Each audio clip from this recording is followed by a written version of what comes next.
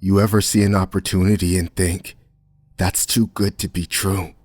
Read through the fine print, find out more about it, waiting with bated breath for when it turns out you're right. Here's a piece of advice I'll give you. I'm sure you've heard it before. I did too. Yet here I am now. When something seems too good to be true, it is. I'm sitting here, 9 more hours at this desk watching security feeds. Then I get to go home and wonder why the fuck I believed that this overpaid and seemingly easy security position didn't come with the catch. Why I didn't notice all the red flags in between seeing the offer online and getting here. Why I genuinely believe I'll be lucky to have a chance to regret my decision after my shift. Let's go back to earlier today. There I was, switching between browsing through Reddit and flipping through local job offers, when a refresh of a local job listing site revealed something that caught my eye. A basic security position. Job description basically amounted to locking the doors at night, watching cameras, and calling the company if anything bad happened. And in the description, they said that they would pay $37 an hour. I was immediately skeptical of the high wage for a basic security job, especially considering the company had next to no info on it on the web. Their small website had pictures of the founders and outside of their buildings, but didn't even say what they did. However, I had the qualifications from a class I'd taken a year ago, and the possibility of walking away with $300 for a night's work seemed too enticing even though it might have been a scam. I figured it couldn't hurt to send in a resume and see what happened. I got a call from a private number not even an hour after submitting my application. The conversation was odd. The person on the other end of the phone seemed like they had no experience hiring people before, and their voice seemed somewhat stressed and worried. A couple more red flags, but I was still in the it could be legit and if it's not, I haven't lost anything kind of mindset. I'll try to recreate the phone conversation here. Hello? Is this Christopher? Said the voice on the other end. I replied, yes, speaking. Who is this? This is, I work for Crossmark Inc. I'm Daniela Edwards. Head of security, head of HR. Former head of security. I'm calling because you submitted an application with us. Daniela paused. I waited expectantly for her to continue, but when the silence dragged on a moment too long, I realized she was done speaking. What about my application? We would like you to come in for an interview. Your credentials looked good. Yeah. Can you come into 1443 Lawson Road in 2 hours? I was surprised. It seemed to be like either A, it was a scam, or B, they needed the position filled fast. Maybe even by tonight. If it was the latter, I was pretty sure I could talk them up to an even higher wage. So I made my decision there. I'd check out the address on Google Street View and see if there was any other info on it before I went there. And if it seemed off, I just wouldn't show up for the interview. Sure thing, thank you. Daniela hung up the phone before I even finished speaking. Fast forward 2 hours later, I was arriving at a fenced-off property in my city's industrial district, occupied by 2 buildings. They bore minimal markings and logos, but appeared to be in fair condition, and supposedly still belonged to the company I was going there to see. I pulled my 2001 Honda Civic through the gates and into the parking lot. Something felt slightly off right away, though I didn't pick up on what it was until later. The parking lot was empty, except for one other car. I stepped out and walked into the larger 1-story building facing directly onto the parking lot. The door was unlocked. The receptionist's desk sat empty, and I recalled noticing that there was dust on the blades of the fan that sat there. There was no email address in the post on the job site, and Daniela had called me from a private number. Unsure what to do, I waited in the small lobby for a few minutes and looked around at my surroundings. The entrance was a single glass door, and the front wall was made up of floor-to-ceiling windows. A metal shutter system rested on the outer wall above the glass, and a control panel on the wall inside. The receptionist's desk sat against the wall opposite of the door. On either side of the room were 8 chairs and 2 small coffee tables, complete with old magazines. To the left, a short hallway led past a single door on either side, terminating at a heavy unpainted metal exterior door, bearing dents of various sizes and shapes. For some odd reason, the exterior door made me feel uneasy. All 3 doors contained a single small window, the kind with wire mesh inside it, obscured by black paint or cloth on the inside. To the right led another hall. Oddly enough, I can't recall the length, and I usually have good attention to detail. Was it 4 doors on either side? No, 2? 16 maybe? I'm not even sure if it had a length. I didn't look at the end of the right hallway. Behind the receptionist's desk was another longer hallway, terminating in a T intersection. The first door on the left was made of brown painted metal and bore a small placard of Security Office.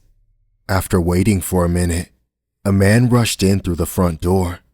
"Sorry to have you waiting. I'm Joshua Collins, head of HR." He spoke quickly and seemed frantic and skittish. He didn't hold eye contact for more than a second at a time. As he shook my hand, I could feel his palms were sweaty and cold. "Christopher Newman." I paused for a second, suddenly hit by a wave of skepticism, and decided to test if he could keep his story straight. "I spoke to a woman named Daniela Edwards on the phone. I thought she said she was the head of HR." Joshua ignored me and continued. "Mr. Newman, my company needs a new security guard fast. The last 2 quit this morning, and we can't afford to go a night without someone watching the property.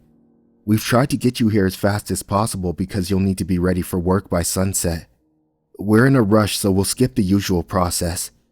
If you're able to start right now, then you can consider yourself hired. The salary is $37 an hour, non-negotiable.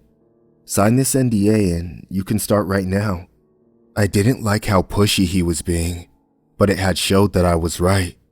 They were looking for a fast, probably temporary hire, and I wasn't about to turn down that kind of money.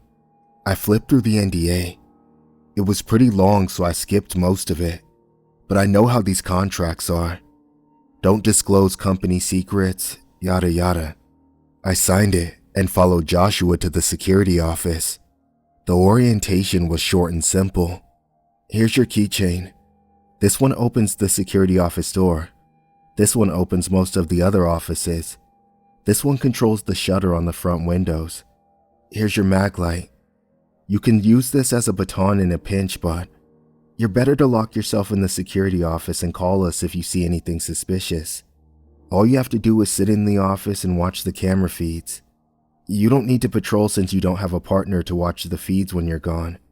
We don't provide a uniform, so you can just put your badge on your shirt. The front door's the only one that's unlocked right now. Ignore the exterior doors and the offices in the long hallway. Lock the front gate. And that's it." "What's this binder for?" I asked, pointing at a white binder on the desk, bearing the company logo. "Oh, read that on your shift." Joshua looked uncomfortable at the mention of the binder and avoided my gaze as he stammered out his reply. He didn't wait to see if I had any further questions before he hurriedly left, getting into the only car in the parking lot, apart from mine, and speeding off. I assumed my security guard role right away. I went outside and locked the gates, closed the metal shutter over the front glass, and locked the front door. Then I sealed myself in the security office and opened the binder up. That binder is what prompted me to write this down. When I opened it, I expected a long, boring write-up of company policy involving various situations that may happen after hours. Specific rules for dealing with burglars and vandals, you know, that sort of thing. Instead, there was only one page, What was on that page made me realize that this job was in fact too good to be true, and is why I'm genuinely terrified right now. Welcome to Crossmark Inc. There are 10 company rules security personnel must follow in order to ensure their safety and well-being. The long hallway is off limits. If you cross the threshold from the lobby, turn around immediately and walk back. Do not run. Do not look at the long hallway for prolonged periods. If any security camera shows it, shut it down immediately. Do not open the door at the end of the short hallway. Building 2 is off limits and is to be observed only via camera feeds. If you must go inside, use only the front door. The coffee machine will automatically turn on at 2:17 a.m. Ensure a cup is placed beneath it prior to this time. When the liquid is dispensed into the cup, place it outside the door of the security office. Lock the door and do not open it again until 2:37 a.m. Do not leave the security office between 4:01 and 4:02 a.m. If you hear a female voice coming from an indeterminate point within the building, unlock the door on the left of the short hallway. Do not enter the room unless the voice invites you to do so. Do not look at her face. If you hear a male voice upon unlocking the door, return to the security office immediately. If you feel you're in immediate danger, call this number using the phone in the security office. Do not contact emergency services before sunrise. Do not, under any circumstances, attempt to leave Crossmark Inc. before sunrise. I have 9 hours left in this shift. I'd rather walk out of here broke than stick around for the rest of the night, but the instructions made it clear that I'll have to stick it out until morning. Wish me luck. Update. It's 2:15 a.m. It's been fairly uneventful so far, and I hope I don't jinx it by saying that. I've just stayed in the office and split my time between watching security camera feeds and watching YouTube to calm my nerves. It's Demon Coffee time in 2 minutes. The cup is already in place, and I'm hoping everything goes well. Update 2. 3:30 a.m. Demon Coffee disappeared after being left outside the door. I heard something knocking and scratching at the door during the time I was told to keep it closed, though I wasn't able to see it on the cameras. The only one watching the office door started showing the long hallway, and I had to turn it off. There's a persistent shadow in the corner of the room that seems darker than a normal shadow. It doesn't go away, even when I shine my flashlight right at it. The instructions didn't say anything about a shadow, so I'm just going to not touch it, and occasionally check to see if it changes in size or moves or anything. Still haven't heard the woman's voice. I could have sworn I glimpsed a humanoid figure on the Building 2 cameras a few times, though I can't find it when I suspect my feeds more closely. I no longer have even the slightest doubt that this place is haunted as shit. Update 3. 4:29 a.m. I was feeling pretty shaken, so I didn't write this up immediately, but here's basically what happened. I'll put it in more detail in my next post. At 3:45, I heard the woman's voice. I was going to ignore it until 4:02, but it got louder and louder until it hurt, and I gave in. She invited me in, but I heard the male voice as soon as I sat down, and I ran back to the office. As for what happened at 4:01, I'll write that up later. I'm still really shaken by it. I'll just say I was glad for the reinforced metal door on the office, and that I really regret taking this job. I guess I'll pick up where I left off. At 3:45 a.m., the female voice began to whisper in a language I didn't recognize. Might have been completely gibberish for all I know. Starting from a point to my left and seemingly changing direction as it spoke. I was planning to stay in the office and wait until 4:02 to unlock the door, but what started as a whisper got louder and louder until it began to actually hurt. The voice was all I could perceive. It came at me from every angle and seemed to scream directly into my mind. I realized that it had only been 2 minutes since she started speaking, and I'd go mad if I had to wait another 14. I ran out of the office, past the dust-covered receptionist desk, and into the short hallway where I fumbled with my keys to unlock the door. The screaming stopped as soon as I opened it. The interior of the room is hazy in my memory, but I clearly recall a desk with a chair on either side, illuminated in the middle of a room so dark I couldn't see anything else. A woman sat on the far side of the desk and motioned for me to come in and sit down across from her. Walking through the darkness was odd. My footsteps didn't make any noise, and my senses somehow seemed muffled. I had only just sat down when a male voice let out a distressed cry, and I sprinted back to the office without looking back. I made it back at 4 o'clock. I couldn't have spent more than 20 seconds inside the room. I said in my last post that what happened between 4:01 and 4:02 really shook me up.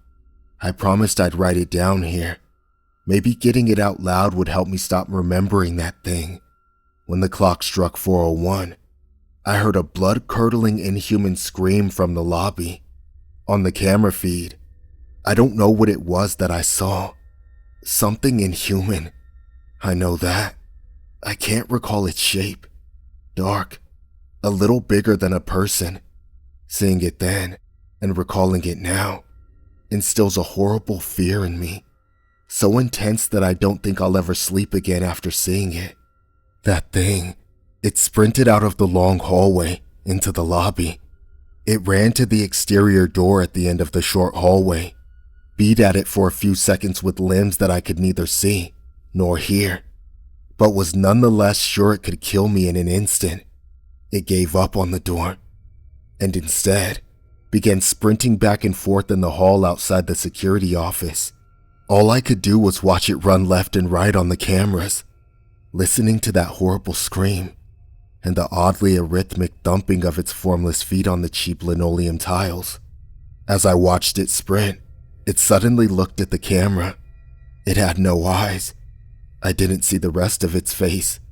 All I know is that it stopped then, and I was affixed by its eyeless gaze, until even its scream seemed to fade into the background. I felt it staring at me, burning with a foreign, alien emotion mixed with curiosity. Curiosity that suddenly became hatred. As I looked at it, I knew this thing hated me more intensely than I had ever known anything could hate. It wanted to kill me.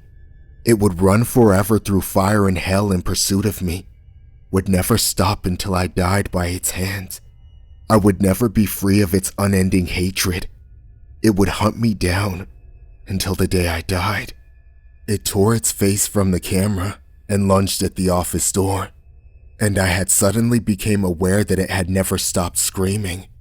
As it began to beat upon the scratched painted metal, I don't know how many arms it had. It could have been anywhere from 2 to 9. It seemed to change every time it hit the door. Its screams, as alien and inhuman as they were, seemed to grow frustrated. It desperately needed to get in, needed to rip me apart, and this fucking door was keeping it from the only thing it truly wanted. This piece of metal, this creation of the abomination that is man, was stopping it from attaining the only thing it cared about. The monster's screams rose to a demonic crescendo as the door rattled more and more. I was sure it was about to give out under the stress. Just as I was beginning to accept that I was going to die here, the cacophony of screaming and clanging cut off abruptly. I checked the time. 4:02. I checked the cameras, deciding to test my luck with the one I'd turned off earlier, since it was showing the long hallway, no sign of the monster, and the door was, oddly, undamaged. As soon as I was sure the screaming monster was gone, I opened the binder and used the office phone to call the emergency number. It rang for a long time before someone picked it up. Daniela Edwards. Let me guess. It's the screamer? You? How did you know? Comes out at the same time every night. Stays for exactly 1 minute. Please only call for stuff that's not in the binder. I felt that thing staring into me. What happened to the last guy to look it in the eye? Am I safe? She hung up without another word. I glanced uneasily at the shadow in the corner. Its ominous presence somehow diminished by the fact that it hadn't moved. I resigned that my next bathroom break would be at the nearest place that sold coffee, and the next time I would leave the room would be at the end of my shift. The rest of the night was stressful. The dark figure in Building 2 kept appearing on the feeds in the corner of my vision, only to vanish as soon as I tried to look closer. Several times, I noticed cameras showing parts of Building 2 that weren't there before. An office door down the hall from me opened and closed at its own regular intervals, making me jump every time. At 5:55, every odd-numbered camera showed the long hallway, and I had to frantically turn them off. I could have sworn a few of them had showed a vague, eyeless face in the distance. I noticed that the clock on my phone was about 16 minutes behind the one on the wall. I decided I'd wait until the slower of the two showed it was time to go. I didn't want to risk leaving early and getting caught by whatever was responsible for the rule to stay here until dawn. I'll just write a simple log of what happened in the final hours of my shift, because it's easier to follow. 6:30. Camera 4 showed a man with my build and hair color in the lobby, and he had my face. But something seemed off about it. I blinked, and he vanished. 6:57. Camera 6, which looks down the short hallway, showed the heavy metal door rattling for about 20 seconds. 7:13. The chair at the receptionist's desk fell over. 7:15. The receptionist's chair was standing up. The layer of dust on it was untouched. 7:32. Camera 16 showed a hallway in Building 2 that, based on my perception of its layout, would have been outside the building's footprint. 7:50. I noticed symbols, or perhaps characters in a foreign language, that appeared to be drawn in dust on the receptionist's computer screen, an ancient CRT monitor with a beige plastic exterior. 8 o'clock. Symbols are gone. The shadow in the corner of the room has disappeared. Sunlight finally begins to slip around the edges of my shutters. My shift ended at 9. You can be damn sure that I wanted to book it out of there as soon as I could. On my way from the office to the door, something in the long hallway caught my attention from the corner of my eye. As hard as I tried not to look at it, it forced me to turn my head. In the hallway, a long distance away, maybe 100 yards, maybe a few steps. Distance doesn't really work right there. Was a face. It had no eyes, just depressions in its skin, if it even had skin, where eyes should have been, and it grinned at me with human teeth. It took a huge amount of willpower, but I managed to pull my gaze away from it, open the shutter and front door, unlock the gate, and drive away so fast that if there were cops in the area, I'd have had my license taken away then and there. I threw my keys onto the ground in front of the door. I felt the thing's gaze burning into the back of my head as I sped away. It became less intense with distance, but I still feel it watching me now, at home, across the city. Faint, but not gone. I haven't slept. I haven't eaten. I tried to contact the company, but I can't find a damn thing about them online. Their website is gone. Google returns no results. And on Google Maps, there's no company listed at their address. There's no history of them on the job listing site. I even had foresight to write down the emergency number in the binder, but calling it gives me an automated message telling me the number is no longer in service. A check arrived in the mail earlier today. No return address, and the name on the check, Joshua Collins, wasn't enough to go off of. It came with the note. Here's the night's pay. I have a feeling you won't be back for another shift. Any residual effects you experience should disappear over the coming days. Thank you for working at Crossmark Inc., a subsidiary of Extra Normal Containment Solutions. Joshua Collins, Project Lead. I don't know what the fuck I got myself into. I hope I don't get tied up in any of this. Extra normal containment solutions sure sounds a whole lot like a real-life equivalent to the SCP Foundation. And if they're anything alike, I'd prefer to stay the fuck away. I know for a fact that I won't ignore red flags in the hiring process like that ever again. I'll never sign up for a suspicious job offer as long as I live. It's fully cemented in my mind now. When something seems too good to be true, it is.